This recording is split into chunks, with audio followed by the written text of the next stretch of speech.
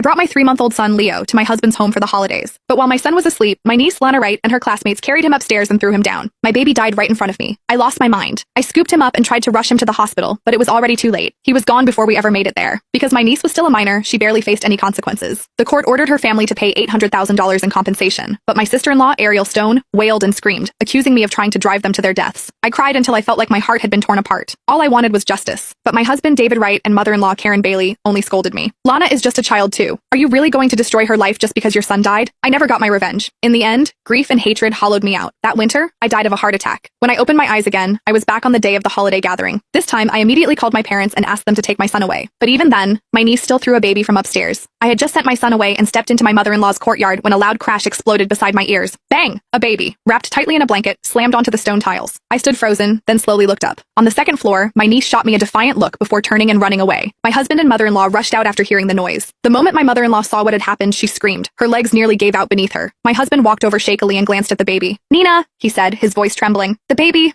isn't breathing." I didn't even dare to look. I turned and charged straight up to the second floor. My niece had locked herself inside her room. I kicked the door hard. "Lana Wright, open the door. Who did you throw down there?" There was no answer from inside the room, but I could hear my niece laughing with her classmates. "Lana, what if they call the police? My mom won't hit me, right?" "She won't. It's not like we did it on purpose. Besides, the police don't arrest minors." Their fearless words stabbed into my ears like needles. I started shaking uncontrollably. I threw all my strength into kicking that wooden door. "Get out here. Do you even understand what you just did? This is murder." My husband, who had come up a step too late, quickly grabbed me. His eyes were red as he said, "Nina, calm down. Don't scare them." I stared at him with hatred in my eyes. He had been exactly like this in my last life too. Our son had died, and he was still worried I might scare his niece. My mother-in-law wiped her tears and said, "Lana went a little too far this time, but Nina, don't push it too much. Leo was only 3 months old. He's gone, and that's that. You two can try again and have another baby." I went completely still. It took me a few seconds to realize what she meant. They thought the dead baby was my son, but I had just handed my son over to my parents. So who was the tiny body lying downstairs? My husband came upstairs and wrapped his arms around me. "Nina, I swear I'll get justice for Leo," he said. "But Lana is still young. She doesn't know any better." Before he could finish, I shoved him away. "What do you mean she doesn't know any better? If she's that clueless, why doesn't she jump herself?" Then I grabbed a chair and smashed it hard against the door. The wooden door rattled violently, shaking so hard it felt as if the whole house was trembling with it. "Lana Wright, get out here. If you don't, I'll break this door down. Why should she get to kill someone and act like nothing happened? Even if the baby who died today wasn't mine, I was still going to get justice for him." When she saw how hard I was smashing the door, my niece shouted from inside, "Stop! If you keep hitting it, I'll jump." I was panting from the effort. I turned, rushed into the kitchen, grabbed a chef's knife, and hacked it into the door. The blade sank deep into the wood and wouldn't come loose. "Then jump! If you don't, I'll get in there and beat you myself." My niece finally couldn't take the pressure anymore and opened the door. She looked irritated and bored, as if none of this had anything to do with her. "Who did you throw down there?" She lifted her chin and rocked lazily on her feet, looking completely unconcerned. "Your son. Who else?" I slapped her across the face. The sharp crack snapped her head to the side. Tears instantly filled my niece's eyes. She clutched her face and stared at me in disbelief. "What right do you have to hit me? Even my mom doesn't dare hit me, you bitch."